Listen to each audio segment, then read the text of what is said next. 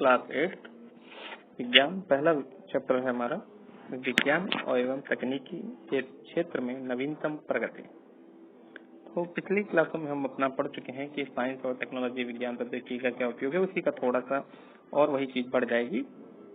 तो पहला है संचार के क्षेत्र में यानी बातचीत, सिग्नल, इनके बारे में। और हम जब विज्ञान के क्षेत्र में आगे बढ़ते हैं तो एक तो मोबाइल फोन हमारा एग्जाम्पल है, कंप्यूटर है, आप स्क्रीन में देख सकते हैं, टैबलेट है, माइक्रोफोन है, ब्लूटूथ है जिसमें आप कान में केवल ब्लूटूथ लगा लेते हैं, फोन अलग रहता है, फिर भी हम बात कर सकते हैं अगर उसकी एक रेंज है जो भी 100 मीटर या 200 मीटर है। इसके अलावा संचार के क्षेत्र में telephone, television, computer, internet, everything हमारे पास आज है। ये सब कंप्यूटर के जो आविष्कार हैं जिनका प्रयोग हम केवल जनसंचार में कर रहे हैं। इसके अलावा नेक्स्ट पेज पर हम चलते हैं, सूचना और संचार प्रौद्योगिकी ICT, information and communication technology इसको बोलेंगे। तो कोई भी इंफॉर्मेशन एक जगह से दूसरी जगह पर इंटरनेट के माध्यम से कैसे पहुंचती है। तो पहले हमारा जो अंतरिक्ष अनुसंधान विभाग है इसरो, वहां से एक सैटेलाइट भेजी जाती है जो पृथ्वी के चारों ओर चक्कर लगाती है। वह सैटेलाइट जो आपके चित्र में ये दिखाई जा रही है, ये वही सैटेलाइट है जो भेजी जाती है। ये एक संचार उपग्रह होता है, ये धरती से भेजा जाता है इसरो द्वारा। उसके बाद ये पृथ्वी के चारों ओर चक्कर लगाता है। इसका काम ये है कि हमारे मोबाइल नेटवर्क, इंटरनेट जो भी सिग्नल हैं उनको कैच करके एक जगह से दूसरी जगह भेजना। पहले हमारे फोन से सिग्नल जाता है, हमारे जो मोबाइल टावर है, मोबाइल टावर से बड़े टावर, कम्युनिकेशन, उसके बाद सैटेलाइट, ऐसे ही करके वो वापस भी लौटता है। यही टेक्नोलॉजी हमारी कहलाती है सूचना संचार प्रौद्योगिकी के अंतर्गत आती है। तो आजकल स्कूल में जो स्मार्ट क्लासेस हैं, ये सारी चीजें, इंटरनेट, ये क्लास भी पहले हम इंटरनेट पर अपलोड करते हैं, उसके बाद ये आप तक पहुंचती है, ये सारा उस सैटेलाइट के माध्यम से ही कहीं न कहीं होता है। इसीलिए सैटेलाइट लॉन्च की जाती है। संचार का उपग्रह, इसके अंतर्गत क्या क्या होता है, जो दूर दराज के क्षेत्र हैं जहां लोग नहीं पहुंच पाते, वहां कंप्यूटर के माध्यम से शिक्षाएं चलाई जाती हैं। इसके अलावा स्मार्ट स्कूल, ई किताब, PDF, जैसे ये आपको जो बुक प्रोवाइड कर दी गई है, तो ये बुक आपके पास अभी आपकी जो बुक होती है तो उसे आप हाथ में लेके पढ़ सकते हैं, स्क्रीन पे ही आपकी पूरी बुक है, तो इसको हम ई बुक बोलेंगे। अंतरिक्ष प्रौद्योगिकी क्षेत्र में आज हम कई सारी सैटेलाइट, दूसरे ग्रह, मंगल मिशन जैसे एक मूवी आई थी, तो वो सब क्या, मंगल की जानकारी हम दूसरे ग्रहों तक सैटेलाइट के माध्यम से वहां की फोटो लेना, वहां जीवन है या नहीं, सारी जानकारियां हम एक छोटे रॉकेट प्रक्षेपण से शुरुआत करके अंतरिक्ष प्रौद्योगिकी एक ऐसे मुकाम पर पहुंच गई जिसकी हमने कभी कल्पना नहीं की थी। हमारे पास अब भारतीय राष्ट्रीय उपग्रह जो इनसैट है, इंपॉर्टेंट है, इसका नाम पता होना चाहिए कि इनसैट ये भारतीय उपग्रह था अपना। ISS, EDU, SAT, ये सब आपके इम्पोर्टेंट है। जैसे इनका काम क्या है, पहले से मौसम की जानकारी, दूरदर्शन प्रसार, दूरसंचार, ये सारी चीजें। अच्छा, IRS प्राकृतिक संसाधनों के संरक्षण के लिए प्रयोग होता है। अभी हाल में ही हमारा एक नाविक करके जो सैटेलाइट गया था, उसके माध्यम से हम अपने कोई भी पोजीशन, भारत की कौन कहाँ है, सारी चीजें हम जान सकते हैं। नाविक सैटेलाइट भी इम्पोर्टेंट है, अभी हाल फिलहाल में गया था। भारत ने 2 प्रकार के उपग्रह प्रक्षेपण यानों की रूपरेखा तैयार करके इसे इस्तेमाल योग्य बनाया है। तो जो सैटेलाइट भेजी जाती है, ये 2 टाइप की भेजी जाती है। पहली होती है PSLV, दूसरी होती है GSLV। ठीक, इनका पूरा नाम क्या है, पोलर स्टेशनरी वैगन। तो पोलर यानी ध्रुवी, ये ध्रुवों के तरफ से चक्कर लगाते हैं। और GSLV क्या है, तो ये जियो स्टेशनरी होते हैं, यानी भू-स्थैतिक, यानी पृथ्वी के समान ही चक्कर काटते हैं। यानी पृथ्वी 24 घंटे में पृथ्वी का एक चक्कर लगाते हैं, ये भी पृथ्वी के चारों तरफ 24 घंटे में एक चक्कर लगाते हैं। तो ये हमेशा एक ही स्थान पर रहते हैं। अगर भारत के ऊपर है तो हमेशा भारत के ऊपर ही रहेंगे, क्योंकि पृथ्वी घूमेगी, भारत भी घूमेगा, ये सैटेलाइट भी उसके ऊपर घूमते हैं, ये भू-स्थैतिक होते हैं। 2 तरीके के सैटेलाइट लॉन्च किए जाते हैं, PSLV और GSLV। दोनों इंपॉर्टेंट है, आपको पता होने चाहिए, पूछे जाते हैं अक्सर एग्जाम में। खासकर इनका पूरा नाम, भू-स्थैतिक उपग्रह प्रक्षेपण और ध्रुवीय उपग्रह यान। ठीक, दो तरीके के हमारे सैटेलाइट हो गए।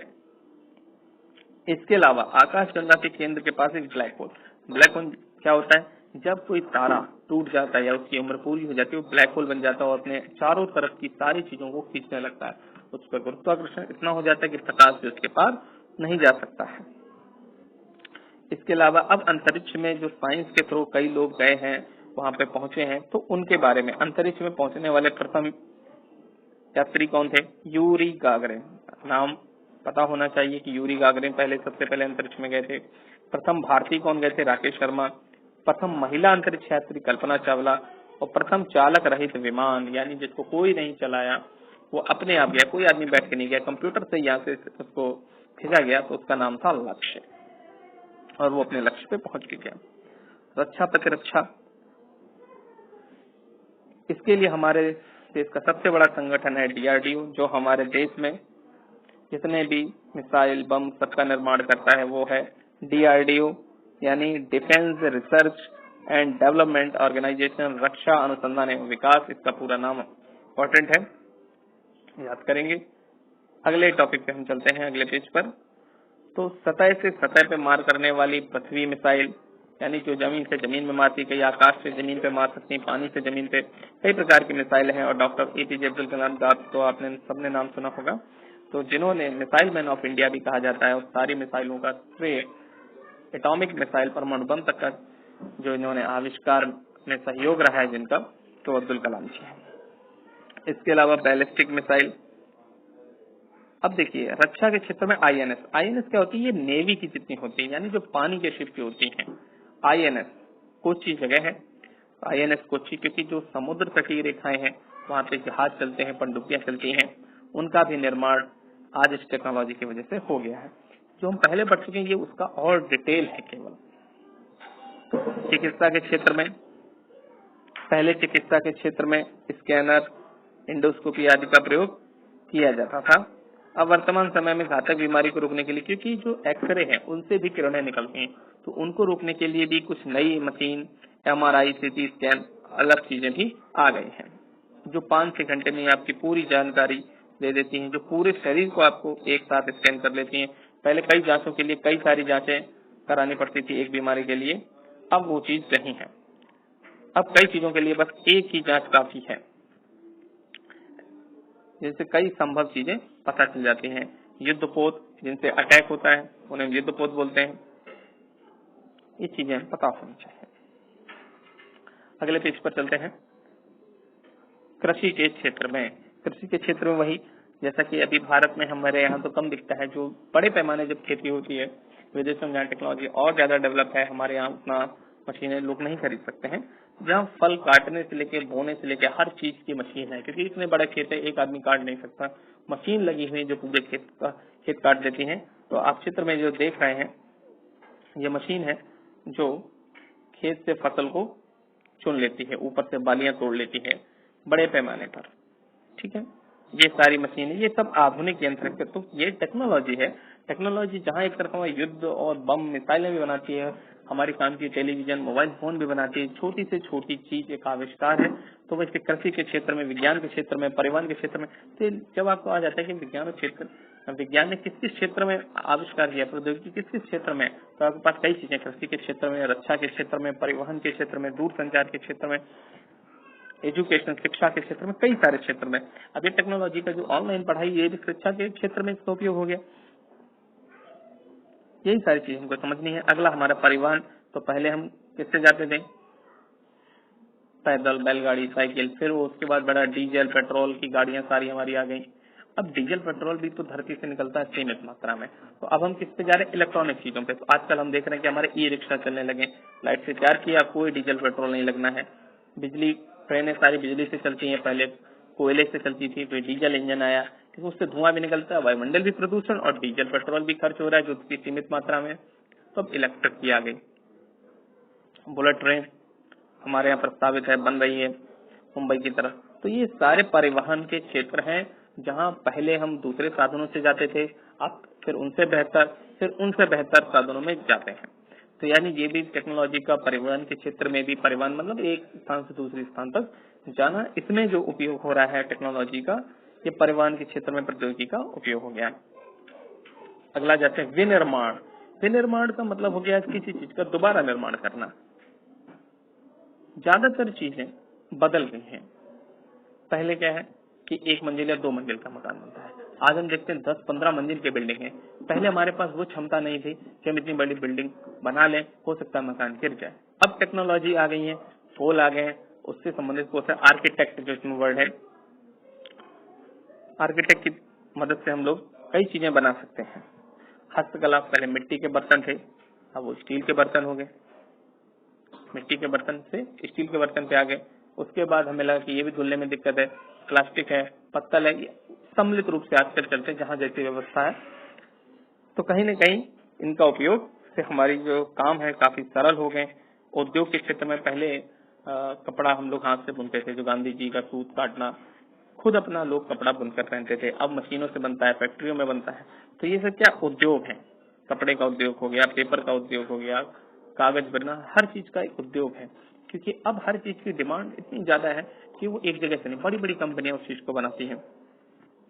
जैसे एक फोन एक बहुत बड़ी डिवाइस है, जरूरी डिवाइस है, सबके पास है, तो बड़े पैमाने पर हर देश बनाते हैं। जब कोई चीज बड़े पैमाने पर है तो वो उद्योग बन जाती है। तो उनके क्षेत्र में भी कि कौन कितना जल्दी बना लेता है, नई नई मशीनों का यूज होता है। अब कौन कौन सी कंपनियां उसमें हैं फेमस, ये सारी चीजें आपको याद रखनी है। क्या परिवर्तन हुए, रिफाइनरी जहां पर तेल शुद्ध होता है। इसके बाद अगले पेज पे ऊर्जा के क्षेत्र में, अब लाइट के क्षेत्र में आज हमारे पास सोलर पैनल सबसे अच्छा एग्जांपल है। क्योंकि जैसे कि डीजल पेट्रोल की जगह हम ई रिक्शा लाए, बिजली की खपत बढ़ जाएगी अचानक से। बिजली की खपत, बिजली भी तो मोल की है, बिजली भी जिन चीजों से बनती होगी वो भी तो सीमित है, वो भी खत्म हो सकती है। तो अब हमारे पास क्या दूसरा उसको बचाने का क्या आया साधन, तो सोलर ऊर्जा, सोलर प्लेट, सूर्य की एनर्जी जो हमें मिलती है और ऐसे वेस्ट भी होती रहती है, उसका प्रयोग हम करते हैं सोलर पैनल से। जैसा हमें चित्र में यहाँ पे दिखाया गया कि सोलर पैनल है, आप लोगों ने देखे होंगे, जिनसे हमारी लाइट बन जाती है और हम अपने सारे काम कर सकते हैं। तो ये एक ऐसे स्रोत हैं जो प्राकृतिक है और जिसका हम उपयोग कर सकते हैं, और ये कभी समाप्त न होने वाले स्रोत हैं। तो जैसे कोयला, पेट्रोलियम, प्राकृतिक गैस, नाभिकीय ऊर्जा, पवन ऊर्जा, सौर ऊर्जा, ये सब कैसे हैं, प्राकृतिक स्रोत भी हैं, जो हमें प्रकृति से मिलते हैं, जिन्होंने मानव ने नहीं बनाए हैं, इनका उपयोग। इसके अलावा आगे देखते हैं ऊर्जा के स्रोत। हाँ, तो ऊर्जा के स्रोत इंपॉर्टेंट चीज है, नोट करने वाली चीज है कि ऊर्जा के स्रोत प्रमुख रूप से कितने प्रकार के हैं, 2 प्रकार के, एक तो नवीनीकरण और एक अनवीनीकरण। नवीनीकरण का मतलब क्या हो गया, जो नए स्रोत हैं और अक्षय कभी खत्म नहीं होने वाले, जैसे हवा, पवन चक्की, सूर्य, सोलर सिस्टम से, पृथ्वी से जो ऊर्जा मिल रही, वन, जल से हमें जो ऊर्जा, ये सब एक नवीनीकरण। और अनवीनीकरण यानी जिनको हम दोबारा उपयोग में नहीं कर सकते। पेट्रोल आया, खर्च हो गया, जब एक बार खर्च हो गया फिर वो दोबारा से पेट्रोल नहीं मिल सकता। कोयला है, केरोसिन है, रसोई गैस है, ये सब क्या है, अनवीनीकरणीय स्रोत। इन दोनों में अंतर पता होना चाहिए, इंपॉर्टेंट है, पेपर में पूछा जाता है। इनके बारे में यहाँ पर डिटेल में ये सब समझाया गया, जिसको आप पढ़ रहे हैं, बुक सारी आपके पास पहुंच चुकी है। अगले पेज पे चलते हैं। व्यापार एवं वाणिज्य में क्या उपयोग है। अब व्यापार और एवं वाणिज्य में अगर हम उपयोग देखें, जब हम बैंक जाते हैं तो पहले लाइन लगती थी लंबी लंबी, फॉर्म भरो सब।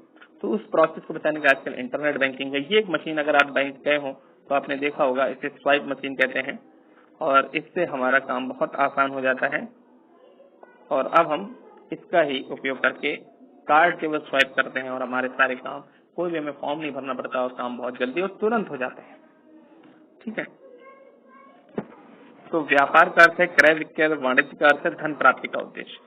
ये सारी चीजें आपको यहाँ पर दी गई हैं। वस्तुओं के बदले पहले क्या देते थे, धातु, सिक्के। अब क्या है, ऑनलाइन पेमेंट, कोई सामान दिया और हमने उसको एक खाते से दूसरे खाते में भेज दिया, पैसे ले जाने की जरूरत ही नहीं है। आजकल पेटीएम है, नेट बैंकिंग है, ये सारे सब इसके ही उदाहरण है हमारे पास। तो ई वाणिज्य का, ई कॉमर्स का मतलब इलेक्ट्रॉनिक धन हस्तांतरण इंटरनेट विपणन, ऑनलाइन लेन देन, सूची प्रबंधन प्रणाली, Flipkart, Snapdeal, Amazon, e commerce आदि कंपनियां अच्छा व्यवसाय कर रही हैं। मतलब क्या हुआ कि हमें कोई भी सामान मंगाना है तो हमें मार्केट नहीं जाना, हमने यहीं से देखा, सामान सेलेक्ट किया, कौन सा अच्छा लग रहा है, हमने ऑर्डर कर दिया, हमारे घर पे आ गया, हमने उसको घर पे पैसे दे दिया, पैसे भी हमने ऑनलाइन ही फ्लिपकार्ट के पास ट्रांसफर कर दिए। तो ये सब क्या है? ई वाणिज्य, ई व्यापार, यानी जहां हम दुकानों पे जाते थे एक दूसरी चीजें लेना, सामान आदान प्रदान करना, पैसे की जरूरत थी, उन सारी चीजों से हम बदल गए हैं। अब हमारे उस सारी जगहों को किसने ले लिया? फ्लिपकार्ट, स्नैपडील, अमेजन आदि का हम काफी हद तक इन सब चीजों से उपयोग करके अपने जीवन को और सरल बना रहे हैं और प्रौद्योगिकी का एक अच्छा प्रयोग है। अगला, ई गवर्नेंस के क्षेत्र में। अब ई गवर्नेंस क्या है? पहले हम एक छोटा सा प्रमाण पत्र बनवाने के लिए तहसील में जाते थे, अब हम केवल लोकवाणी केंद्र है जहां पहले कई रुपए लगते थे, इंटरनेट पे सारा सर्टिफिकेट है, कोई सर्टिफिकेट गलत नहीं हो सकता है, सारे चीजों का सत्यापन इंटरनेट पे सारा प्रोवाइड होता है। अगर हम कोई चीज दोबारा प्राप्त करना चाहें, आप लोगों के रिजल्ट भी इंटरनेट पे ही आते हैं। तो ये सारी सरकार जब कोई सुविधाओं को इंटरनेट के माध्यम से आपको दे देती है तो वो सारी सुविधाएं क्या है? ई गवर्नेंस है। आपकी स्कीम सरकार द्वारा इंटरनेट पे आ गई, ई गवर्नेंस का उदाहरण हो गया। आपके आय जाति प्रमाण पत्र, आपने बिजली का बिल किया, ऑनलाइन हम लोग आजकल फॉर्म भरते हैं, किसी कॉलेज या यूनिवर्सिटी में एडमिशन लेना है तो ऑनलाइन, ये सारी सुविधाएं क्या है? E governance. जब सरकार इंटरनेट के माध्यम से आपको किसी प्रकार की सुविधा प्रदान करती है तो ये एक अच्छा शासन, इससे क्या है? समय बच जाता है सरकार का, कई चीजें साफ हो जाती हैं, कोई किसी से घूस लेके काम नहीं करा सकता क्योंकि हर चीज इंटरनेट पे मौजूद रहती है। तो ये ई गवर्नेंस है, इसके बारे में आप आगे डिटेल में पढ़ सकते हैं। जो प्रमुख चीजें थी वो मैंने बता दी आपको। तो अब हमने क्या सीखा? 3G 4G मोबाइल नवीनतम तकनीक है। 3G 4G का मतलब केवल जनरेशन, 3G मतलब थर्ड जनरेशन, 4G मतलब फोर्थ जनरेशन, आने वाली है फिफ्थ जनरेशन। जनरेशन के हिसाब से स्पीड बढ़ जाती है, जैसे हमसे जो बुजुर्ग हैं उनकी जनरेशन, हमारी जनरेशन और आने वाली जनरेशन, स्पीड बढ़ जाती है, सुधार आ जाता है, टेक्नोलॉजी बढ़ जाती है। जियो आया है तब से 4G आया है, इससे स्पीड बढ़ गई इंटरनेट की। पहले हम लोग सारी चीजें ऑनलाइन या इंटरनेट से नहीं कर पाते थे। अगला क्या? शिक्षा के सुधार के लिए ICT योजना का आरंभ 2004 में हुआ। इंपॉर्टेंट चीजें हैं ये सारी, आपको याद करनी है। भारतीय अंतरिक्ष कार्यक्रम डॉक्टर विक्रम साराभाई की संकल्पना से हुआ था। जो इसरो बना है उसकी स्थापना इन्होंने ही की थी। EDUSAT बहुत इंपॉर्टेंट है, साफ साफ लिखा है। EDUSAT भारत का पहला उपग्रह है जिसने शिक्षा के क्षेत्र में जितनी, क्योंकि सैटेलाइट भेजी जाती है, एक सैटेलाइट कई काम नहीं कर पाती है, तो उसके लिए एजुकेशन के लिए अलग से सैटेलाइट बनाएगी कि शिक्षा से रिलेटेड जितने काम होंगे वो EDUSAT करेगा। इस सैटेलाइट का नाम है EDUSAT। EDU मतलब एजुकेशन, SAT मतलब सैटेलाइट, एजुकेशन सैटेलाइट। इसके अलावा छिड़काव तंत्र है, digital India, e governance, e commerce वही इलेक्ट्रॉनिक व्यापार, फ्लिपकार्ट, अमेजन, ई गवर्नेंस आपको बता चुके हैं। ये सारी चीजें आज हमने पढ़ी हैं, इसको हम रिवाइज करेंगे, जहां जहां जो चीज इंपॉर्टेंट बताएगी उसको याद करेंगे। इसके अलावा अब अभ्यास प्रश्न। तो आधुनिक संचार का माध्यम है, आधुनिक संचार का माध्यम क्या है? इंटरनेट। कबूतर से तो हम नहीं भेजते, पत्र भी नहीं भेजते, इंटरनेट से भेजते हैं। तो भारतीय अंतरिक्ष कार्यक्रम के जनक कौन है? डॉक्टर विक्रम साराभाई। अभी हमने ऊपर देखा, यहाँ पे क्या लिखा है? तीसरी लाइन में अगर हम देखेंगे तो तीसरी लाइन में हमारे पास साफ साफ दिया गया है कि भारतीय अंतरिक्ष कार्यक्रम डॉक्टर विक्रम साराभाई की संकल्पना है। यही देखिए हमारा यहाँ पर दूसरा क्वेश्चन था, पहले का था। अगला है ICT और संचार प्रौद्योगिकी, इनका शुभारंभ कब हुआ? यह भी अभी बताया था। कब हुआ है? 2004 में। ICT का आरंभ 2004 में हुआ। तो इसका कौन सा ऑप्शन सही है? दूसरा। तो यहाँ पे दूसरा ऑप्शन सही है। ऊर्जा के नवीनीकरण दोनों के स्रोत के बारे में बताया है। नवीनीकरण स्रोत कौन से हो गए? सौर ऊर्जा इसका नवीनीकरण स्रोत है। यहाँ पे इस फिगर में हम देख सकते हैं कि नवीनीकरण स्रोत क्या है? सौर ऊर्जा, यानी सूर्य से मिलने वाली ऊर्जा। चलिए अगला, व्यापार का अर्थ क्या है? व्यापार का मतलब है एक तरफ से चीजों को लेना और देना। इसके बाद सारे रिक्त स्थान जो आप पूर्त करने हैं ये आप होमवर्क में करेंगे। जिन चीजों में समस्या है फिलिप आप देख सकते हैं, सारी चीजें आपको समझा दी गई हैं। अगर कोई समस्या है तो आप पूछ सकते हैं। जो क्वेश्चन इसमें ऑब्जेक्टिव थे वो करा दिए गए हैं और सारे क्वेश्चन आपको आते होंगे। चलिए मिलान और आपको बता दिए जाते हैं कि वीडियो कॉन्फ्रेंसिंग किसके थ्रू होती है। डीआरडीओ नहीं चाहता, उर्वरक के क्षेत्र में नहीं है, शिक्षा में सुधार नहीं, संचार का साधन। हाँ, हम अपनी कोई बात अगर कहते हैं तो वो संचार का साधन एक हमारा वीडियो कॉन्फ्रेंसिंग है। आईसीटी क्या है? आईसीटी इसका पूरा नाम इंफॉर्मेशन एंड कम्युनिकेशन टेक्नोलॉजी है। अब देखिए, शिक्षा के स्तर में सुधार के लिए आईसीटी लाया गया था। आईआरएस क्या है? ये एक संवेदनशील उपग्रह है।